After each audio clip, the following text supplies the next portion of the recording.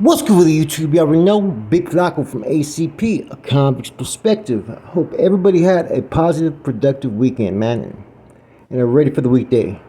So, before we get to this video, please hit the like, subscribe, comment, do all those things to help support your boy, and hit that bell notification for future fire content. Okay, we're going to talk about this incident with NORBEEZ and American Trollo.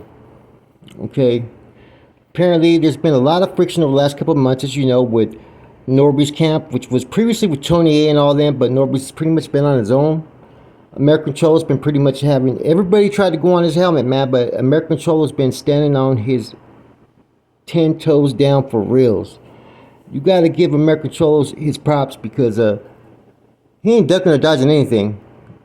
He's not really provoking things, but he's speaking his mind, and whether you agree with it or not, that's the key thing. You don't have to agree with what Gil says, okay? Just like he doesn't have to agree with what you say. But the common courtesy respect should always be shown. And that's where that blurry area has been shown a lot of times on these podcasts, and all the current friction and animosity and hostilities is because people take things too personal, you know? And then one side will go somewhere where they shouldn't even go. And that's where it all starts, is someone takes something too personal that they shouldn't, and then they run with it. You know, I noticed that with me. I can't react to a certain topic or react to certain videos because people do get all in their feelings, right? They get sensitive, right? They get whatever inferior complexes that they have, and next thing you know, they're turning from something that you're going in on not agreeing with their perspective of something, to now they're coming at you with personal shit about you and your life, whether some is true or not. They just go overboard when it was never about that. People take things too personal, man, and that's kind of the one thing that I think is wrong on YouTube, is everybody should be able to vouch their opinions without someone taking it too personal. Anyway, so that's what's been going on, man, and it's been going on. He started a podcast, Run the Fade podcast. He was on the show with Tony A, you know, being the biggest cheerleader, and you know, I have no part in that Tony A, you know, American Cholo incident, right? But NORBEEZ, you know, is on his way to Gil's office. And he's, you know, kind of making a mockery of it, kind of making light of it, which in some senses I would take as disrespect. NORBEEZ is even playing off to his audience like, you know, well, me and Gil are going to have a talk here. You know, he's ready man to man. We can talk things out. And he's making kind of a mockery of the situation. He's being loud. He's knocking on random doors. Is this where you're at, Gil? Trying to be funny. Trying to get attention. Next, you know, the next video we see of NORBEEZ is him all battered and beat up, his stuff all bloody, at Gil's business residence, right there at the doorstep, man. Now, I'm not saying Gil did anything. You know, NORBEEZ could have did this to himself for all we know, just for the attention, you know. But one thing I'm going to say for certain, a lot of people underestimate Gil. They want to look at him as weak. They want to look at him a certain way, right? Because he doesn't, you know, he's not a strong gangbanging advocate like you know, out there in the streets, and you know, always, you know, wearing his blue and, you know, cholo attire and all that, right? He's not always talking about that. He doesn't have the tattoos and all that, man. But people forget, man, Gil was about that business back in the days, and that never leaves you. Gil gangbanged in the 90s. He went to YA, okay? And so to come out and be viewed by your peers still as an active good standings, that says a lot about somebody, man, because this were different time eras when the weak got Aiden back then. You know what I'm saying? If you were weak, you were not going to make it in YA, period. Okay? And Gil has all kinds of contacts and resources with everybody, man. I mean, he's a changed man, even though his behavior's been a little bit different the last 6 months. Let's just all keep it real, right? That gangster in Gil has really came out a lot lately, right? But all you got to do is look back to a couple years ago and know that Gil's no punk, and that he's with that action if called upon. I think it's the last thing that he wants to do, to be honest with you. But when push comes to shove, I think he's gonna fucking meet that call every time if necessary. Neil Zod said it a few years ago when he ran to American Cholo, that American Cholo was like, well, what's cracking? What you want to do? Just like that. AC didn't punk out. None of that. He stood his ground.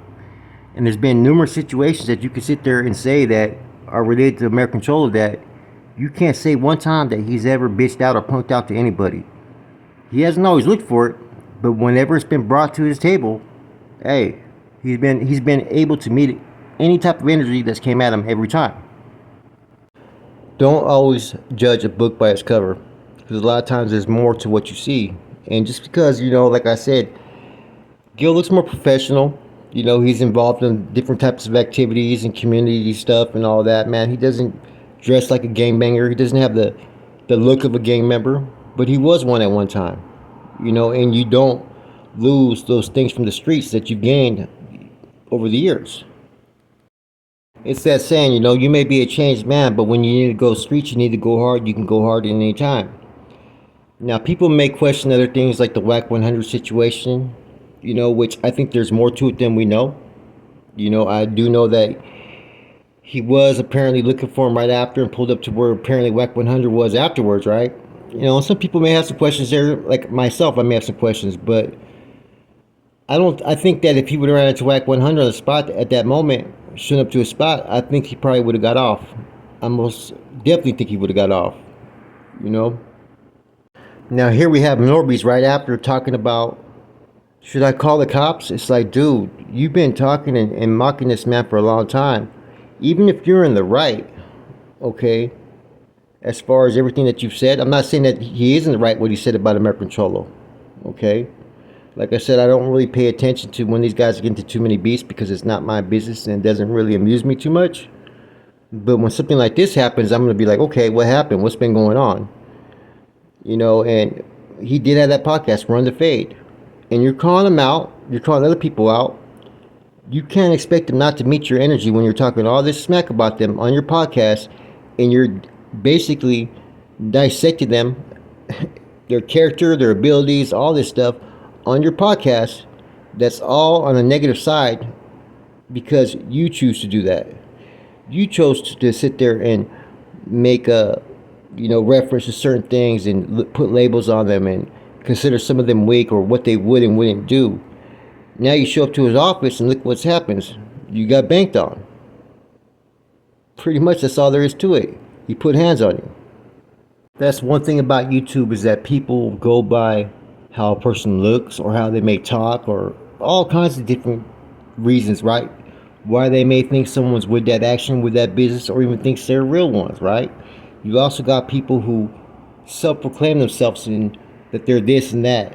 And a lot of viewers will go off looks and the way a person talks and consider that they may be real ones. A lot of times, I'm telling you right now, those who self-proclaim they're this and that aren't that. And that's 100. And I've always said this about American Cholo, right? A lot of times his content, I agree with the way he looks at things, and I respect the way he looks at things. He has a good podcast. He asks good questions. He's pretty much a straight shooter in the way he feels about things. I just don't like how he sometimes boxes all those that are inactive into one box and pretty much categorizes us all, and generalizes us all under like one label or one feeling. I think that each individual should be able to, represent themselves, not with their titles or statuses as a podcaster or as a YouTuber. Not everybody's the same. Same thing with them, I'm not going to categorize all of them because you got some dumb idiot that speaks on things out of turn. And that's the only critique that I have of AC. And, I get his views and I get his perspectives of a lot of things that he talks about, man. And, I've really had no beef with the man for a long time. I may not always agree with what he says, but I'm not as far as on bad terms with him as far as a podcaster. And he does what he does, man. And all this puts him in that catch-22 uncompromising situation. You know what I mean? That, he's trying to show people to be a changed man, trying to show the youth to be, there's a different way to life, right? But he got those from the outside that are trying to take shots and trying to call out, and he's forever trying to defend himself against those, right? And it gets personal, and eventually, as a man, he's going to show up. And that's what he's done. And so, whatever people may feel about him, the fact is he's showing up, man. And there's no rules when it comes to the streets. People forget about that. There's no rules. You know, and it's unfortunate that you got all this stuff going on with people that are in their 40s and stuff and 50s. You know, that's just the way the YouTube yada has turned out. That just people take things too personal. That eventually people got to do what they got to do to defend themselves. I've noticed a lot of times, right? These beefs all derive from someone speaking their opinion, what they think and what they feel, and then the other side will take it too personal, get on their feelings, feel sensitive, and instead of just responding back to what the topic is at hand, they'll start to go into one's personal life. They'll start to address things that could affect their own life. You know what I'm saying? I've gone through that, man. I mean, you can't even speak your opinion on something, right, respectfully, without someone taking it all up in their feelings and getting all butthurt and feeling inferior that they got to try to attack you and they got to hit you low, man. You know what I'm saying? With low ball attacks, right? Not no righteous attacks. Well, look, this is why I feel about this topic. No, they go outside of that just to attack you, to hurt you. And they don't care what they're going to do. People will dry snitch, right? They'll put stuff out there that doesn't need to be out there. And that just goes to show the level of character of being real ones of what they really are. You know what I'm saying? And you know, he's experienced that time and time again, man. Like I said on YouTube, when it gets too personal is when it gets serious, man. People are crossing boundaries that they don't need to cross. And you never know what the response is you're gonna get from that. Like this dude NORBEEZ was attacking fucking American Cholo almost every fucking day. You know what I'm saying? I don't know where he thought it was gonna be any different seeing them man to man, and that AC was just gonna be all cool and just fucking, you know, level headed about it. You know, at least NORBEEZ did show up though, man. Because a lot of people that do all that, they'll talk all that talk, but they won't show up. They won't show up to someone's doorstep or any of that. You know what I mean? He did do that, right? But I don't think he was expecting to get the type of welcome that he did from Gil. Not saying that Gil did anything, allegedly, right? But at the end of the day, like I said, man, who's looking good in this situation? You're going to have some of those that are going to pattern Gil as the bad guy, right? Oh, he's just being a bully and this and that. Nah, man, these are dudes that are bringing this to his fucking table. They're constantly talking about him all the time. You know, and it's just not really one person. It's like a group of people that are trying to do a group attack towards him. You know what I mean? And I don't care who's right or wrong. It's just I've seen people who've jumped in on these issues from the outside that really didn't have any business to be in it from the get-go. And some people may say, well, oh yeah, fucking Gills came unglued over this and that. Nah, you guys attacked him every fucking day for a while. Eventually you fucking push a dog in the corner. It's eventually gonna fucking, fight back. You know, we're all human beings. And eventually, reaction is gonna be given that maybe people don't want to see. And this isn't Gil's fault in my eyes, it's the other people. They pushed it to that limit. They kept on pressing, And I'm not saying that how this whole issue began from the beginning, was done so under rightful terms. Gil had an opinion. People got butthurt. You know what I'm saying? The other situation I kind of get because it was about the paperwork, but I thought Marvelous pretty much addressed it in the end, in the beginning that, hey, I don't know if this is true, but if it is, you have something to explain to do about it. I think that may be a combination that, there was no really apology given from that, which I think all those that pretty much read that paperwork, that knowing it, whether they knew was untrue or not, they owed him an apology from the get-go. You know what I'm saying? So I could see where AC would be a little hardline about that, man, because those are serious allegations, man. Those aren't just some petty fucking BS allegations. Those were serious allegations, man. And I'd be butthurt about anybody else that had to try to put that label up on me. But, I did think that Marvelous had pretty much, cleared the air for the most part, at least, on social media, but maybe not between them two. Like I said, there was pretty much a little bit of bad blood between the two based upon past issues. But like I said, that's not my business either. And this should be kind of a wake-up call for a lot of people. Gil maybe never went to prison, right? He did his time as a juvenile. He put in his work. You know what I'm saying? A lot of work. Did a lot of YA time. came out and changed his whole way of living, right? To be a better man, to be a family man, okay? But it doesn't mean that your old ways and old behaviors can't come out when you need to.